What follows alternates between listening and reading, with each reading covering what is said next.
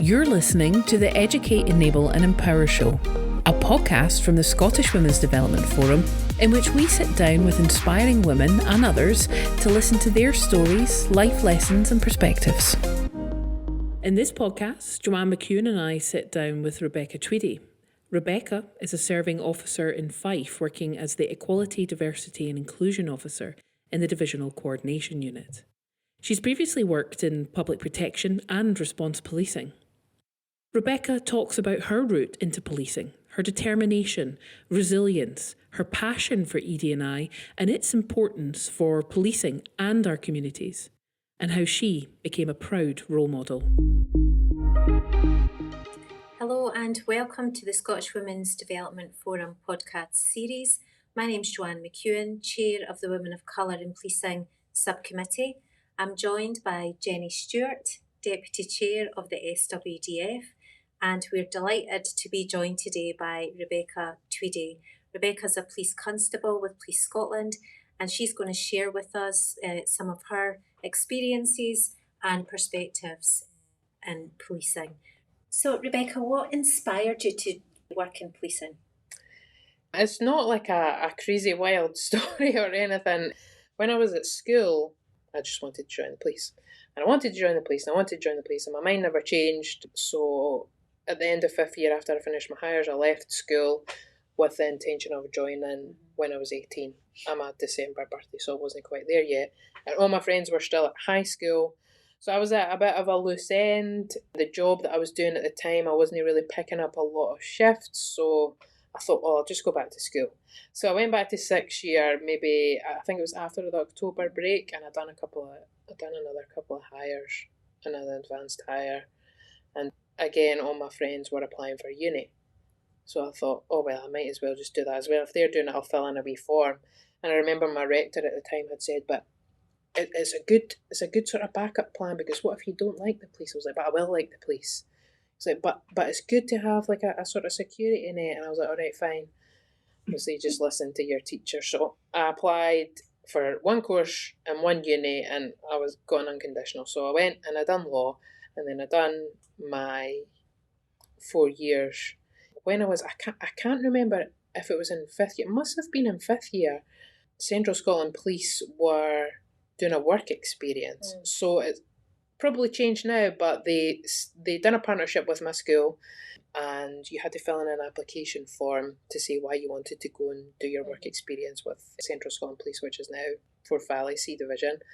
And there was myself and 2 boys. Only 3 of us. We were successful and we got picked. So it was like a 3 or 4 day work experience. And I always remember the officer was Blair Rennie, and he was brilliant. And I actually spoke to Blair not that long ago, and I says, look, that wasn't why I had phoned him. I had phoned him about something else, but I was like, I was on your work experience.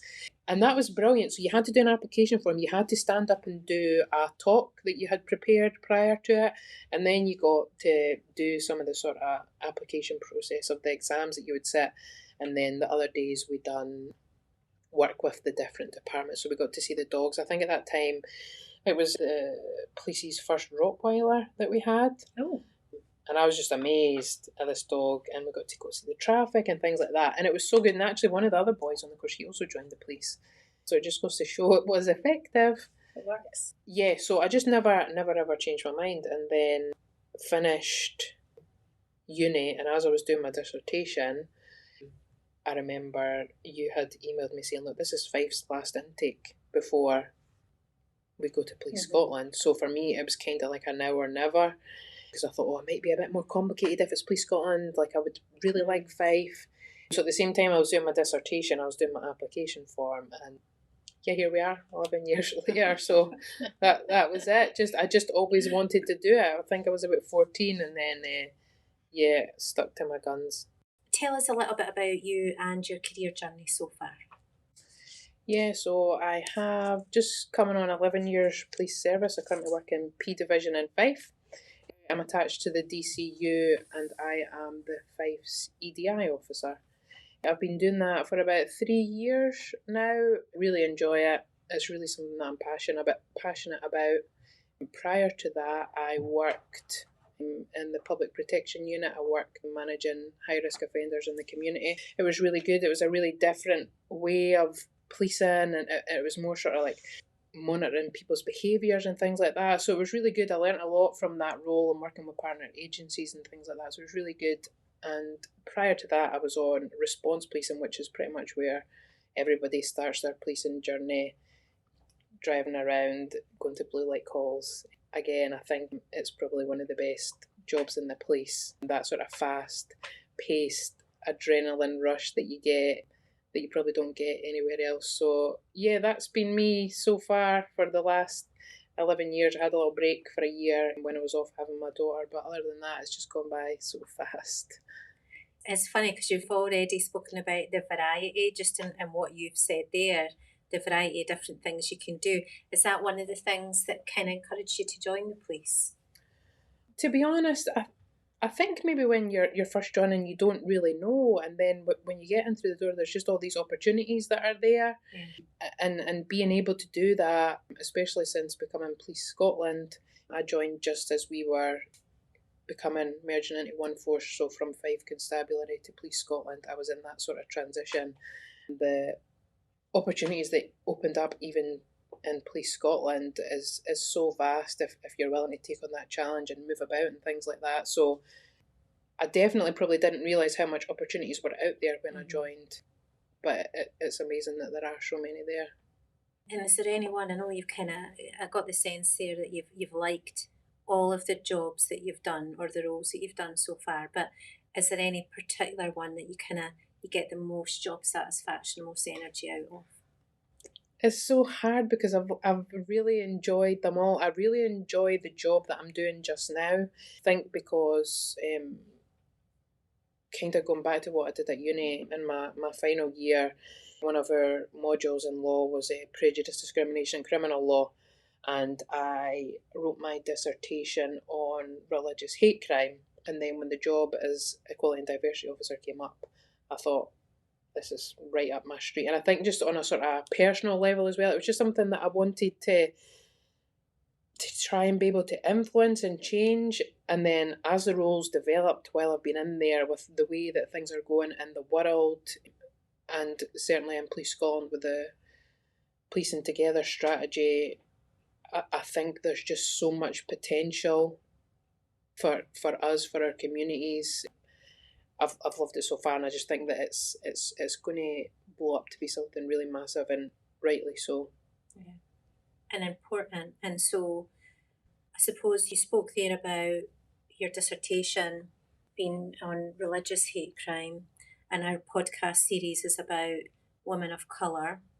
SWDF has a focus on women and really looking at intersectionality. And I suppose you've picked out a few things there: religion, race, gender. You've got your daughter who's young, and I imagine that's brought a lot of changes for you in your career as well. What does intersectionality mean to you?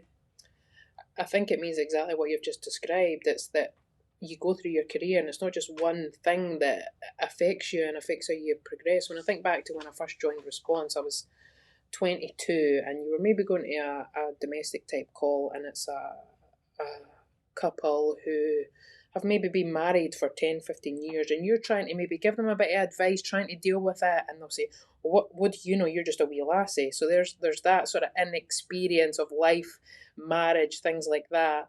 So obviously 11 years has gone, so I'm not as young, but there's still the issue for me. I was always worried about, especially in Fife, the sort of makeup of Fife. I've got a lot of little sort of villages, towns, sort of mining towns, where people have lived in Fife, and their parents lived in Fife, and their grandparents lived in Fife.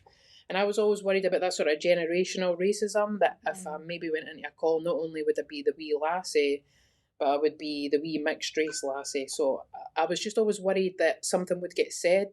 And while I have thick skin and have obviously been subject to sort of racist abuse in my policing career, I would still rather it didn't happen. And I think sometimes not having someone to bounce those ideas off of, certainly like what you're saying then about having a child as well, there is a lot more mothers that you can discuss, how is that going for you? But I think when it comes to sort of being a woman of colour, I think intersectionality is not spoken about enough. There's maybe not enough known about it, but I definitely think it's something that we need to start talking about and educating, so that people are thinking, right, there's maybe a wee bit more going on here, and how can we better support people? We are getting there now. Like I say, EDI and inclusivity is becoming so prominent, and rightly so. And I think for me, it's came at the right time, because I've still got a lot of years left to work. So I think that things will change in my career, and it's just hoping that we can start educating people about intersectionality and its impacts in policing. Yeah, and that's what we've been trying to do in SWDF. And I think it's difficult to talk about because it's so nuanced, it's complex, it's perhaps not as easy to talk about as other things. But we were speaking earlier, and what came across to me when you said that really right now in your local policing division, you're the only Black woman officer in your local policing division, and how in a way, I don't think you used the phrase isolating, but I'm paraphrasing for you here, is you don't have that camaraderie, that link across. And for me, that's probably one of the most important aspects of the subcommittee and the network, and building that kind of those relationships. Yeah. It's like that thing, you can't be what you can't see. I think role modelling and visual role models are so important. Did you have a particular role model? And again, I'm going to ask you the follow-up to that already. Do you think you're a role model now? I've never been asked that question before. I'll answer the second part first. I think when you say, do I think I'm a role model, it's so easy to become and say, no, I don't think so. But when I think about my little girl, I love, not that she really understands because she's only 2, but she knows that I'm a police officer. Mm-hmm. I'm proud to say that to her. So I would want to be a role model to her. So maybe in years to come, I would hope that if there were officers looking to join and they ever came to me to ask how has my experience been, or highlighting kind of the things that we're talking about today, that they would maybe take something from that is inspiring, that would make them want to join. In terms of have I ever had a role model, do you know, I actually got asked this on my panel when I joined the police, and I panicked so much because I wasn't expecting it, and I just sort of made something up, and must have been successful because here I am. Interview techniques 101. Oh, but no, I think what I've taken is a lot of different things from a lot of different people. Determination, resilience, just sort of good work ethic, and having a bit of confidence. And I think it's maybe just the way that I've been brought up, my family, my schooling, being at university, probably being the only sort of BME person as well. You just kind of, I certainly have learned to embrace it and have the confidence as opposed to shying away. So I think it's just taking things from lots of different people throughout my life and then sort of rolling them into the person that I am today is probably what's helped shape me. I think somebody said to me, you don't get to choose whether you're a role model or not. And I do think that's true.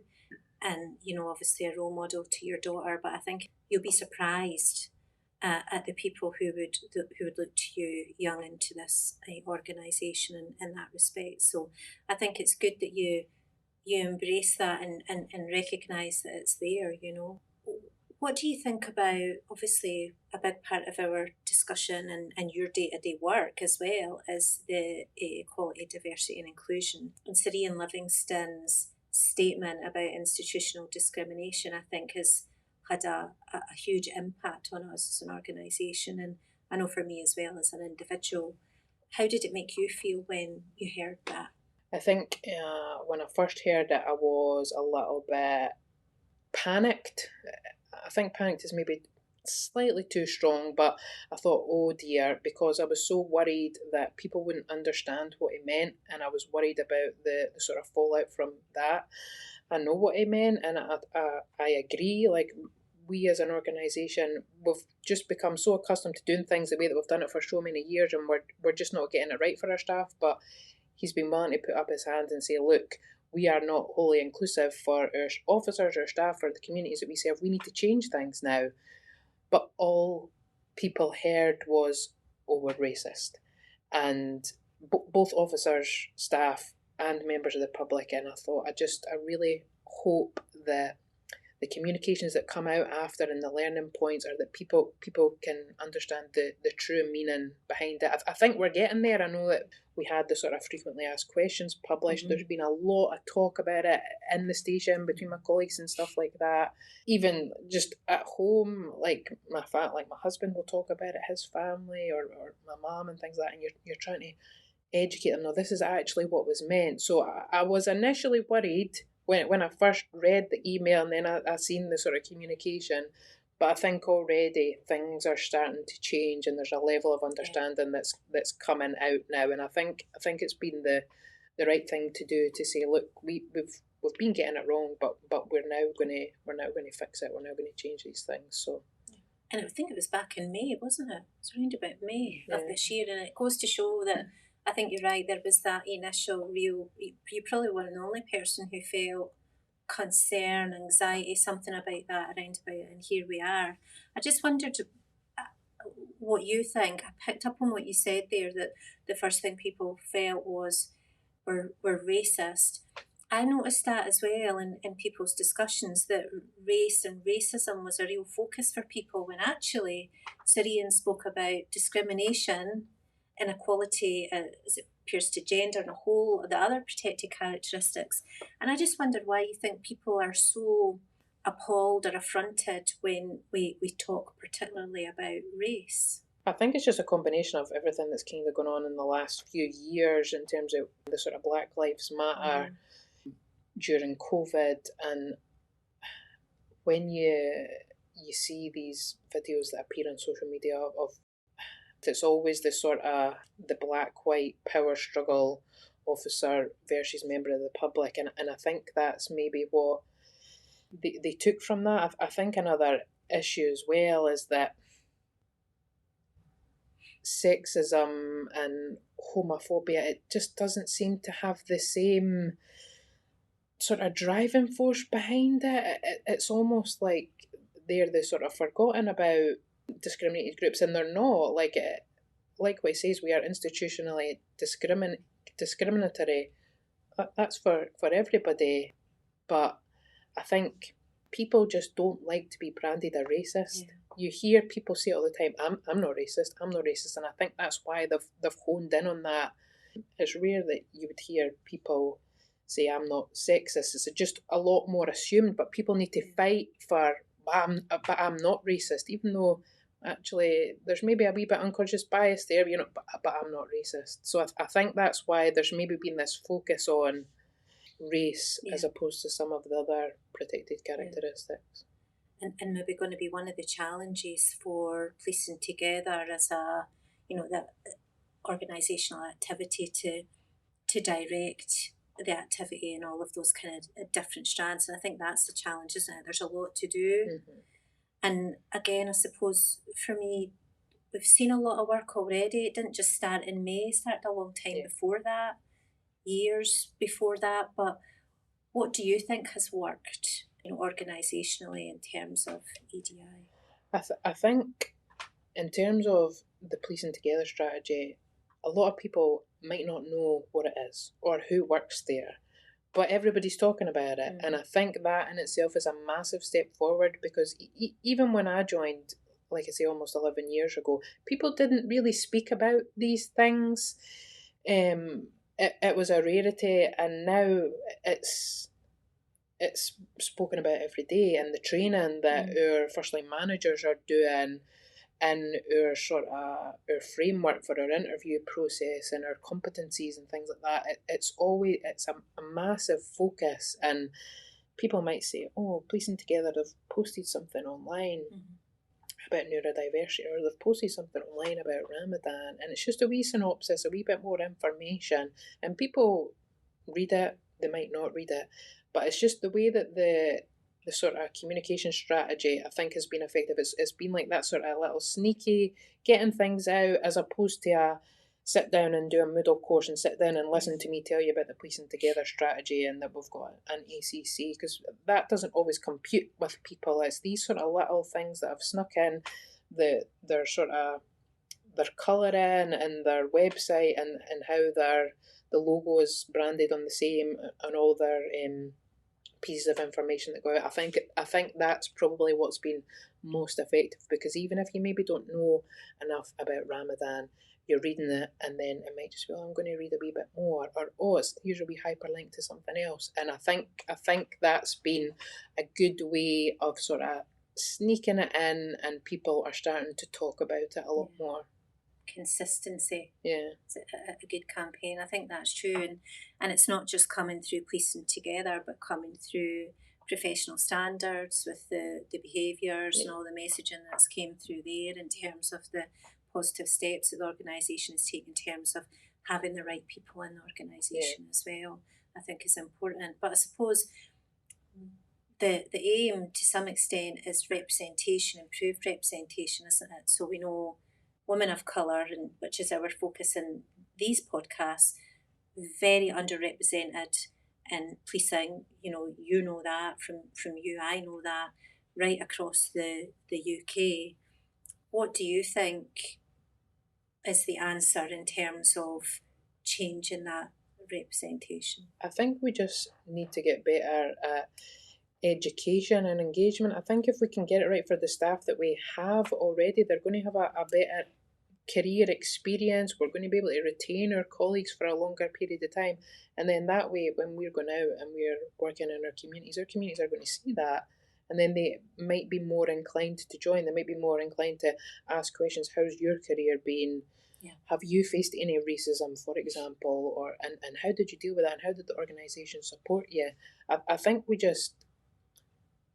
need to publicise it almost. We just need to talk about these things. Like you watch like things on social media and things become trends and viral, and it's almost like we need to do a Police Scotland version of that, so that we can say, look, these are the officers that we have. This is how they bring value to our organisation, and you can come and join our organisation and do that too, because it's so important.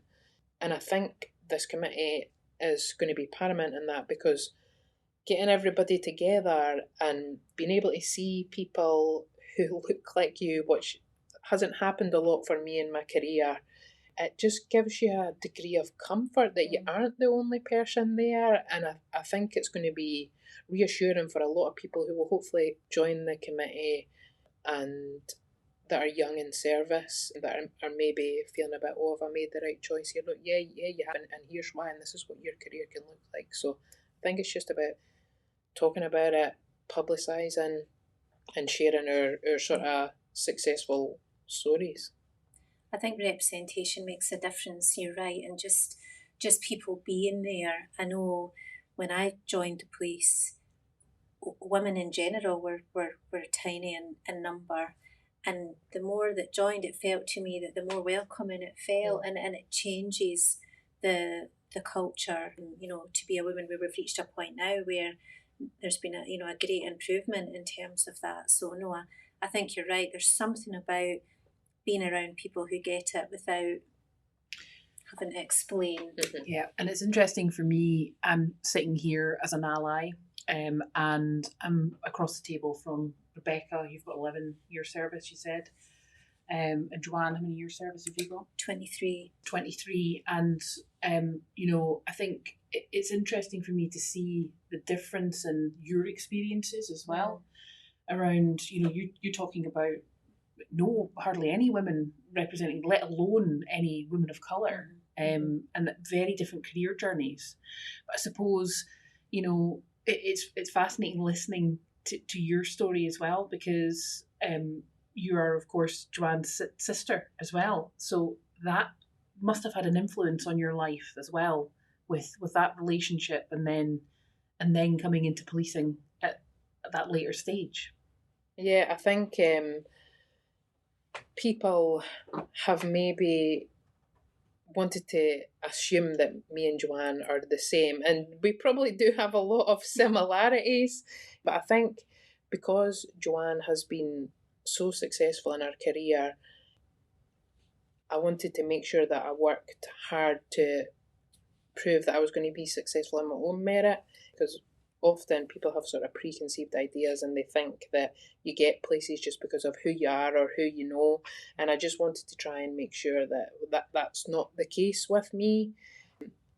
But again, there is some comfort in knowing that there is someone there to turn to if things were really difficult. And I have always had Joanne when I've done and even when I joined, I'm like, right, you need to help me. You need to help shape how I go about things. But I think certainly in the sort of the latter few years, I think probably because of the role that I've done, it's definitely helped me develop more and gain more sort of experience, being able to engage and work with different partners and different officers and things like that.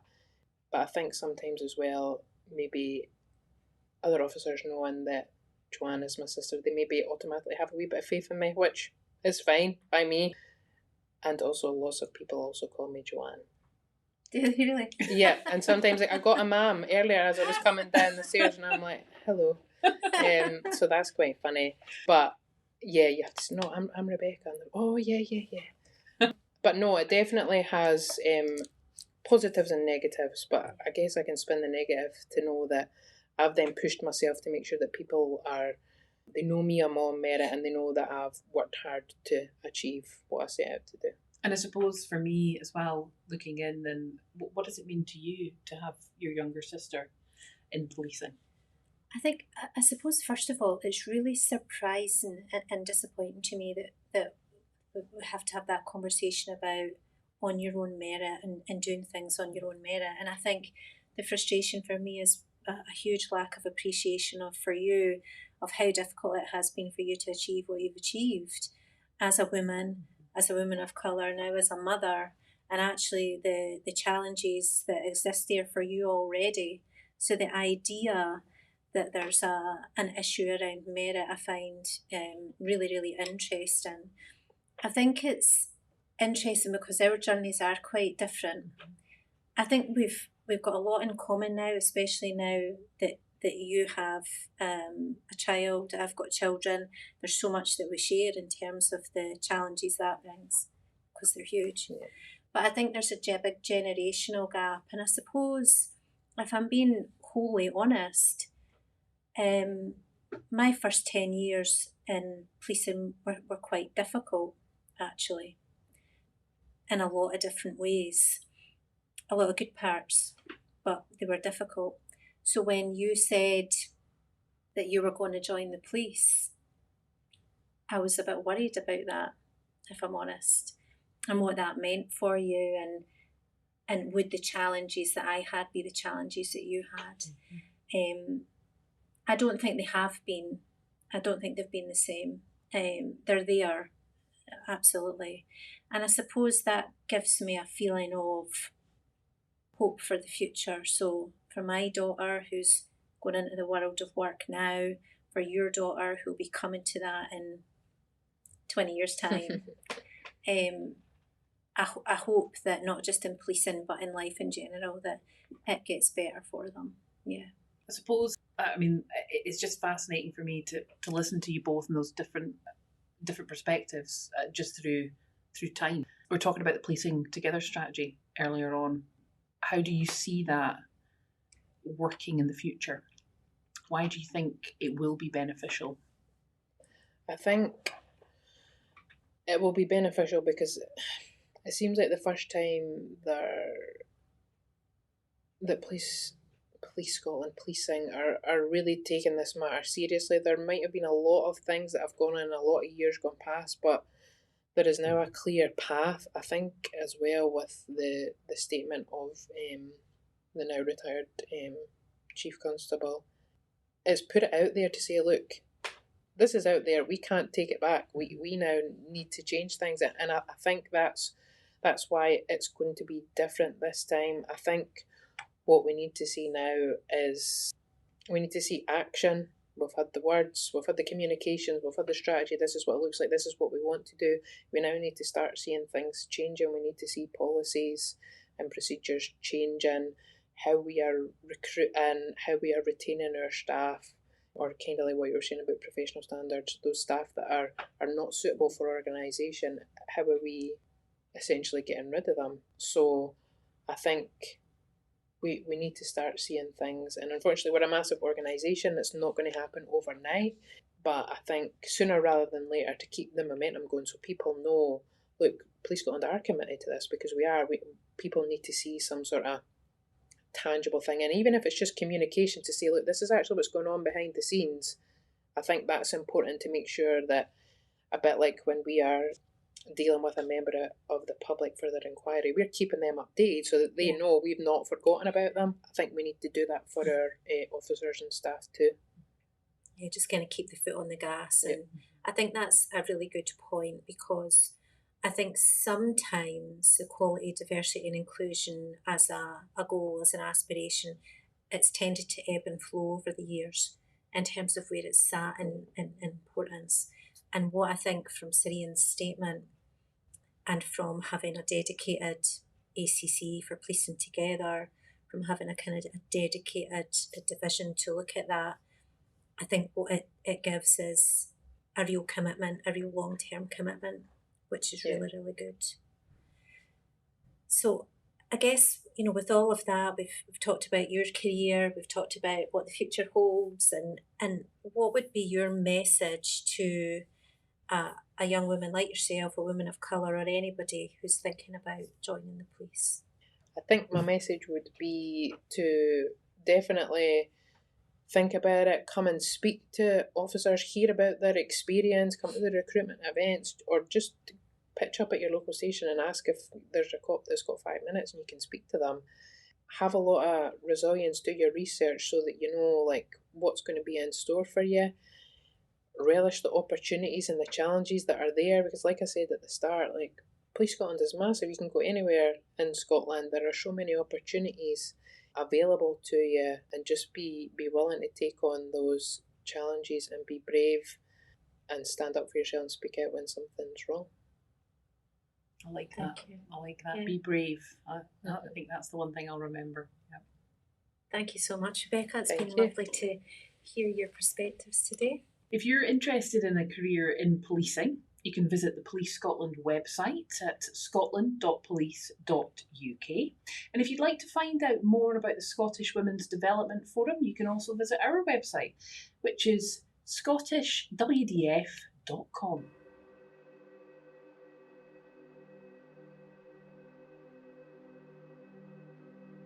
This has been a TwaBoldLassies production for the Scottish Women's Development Forum.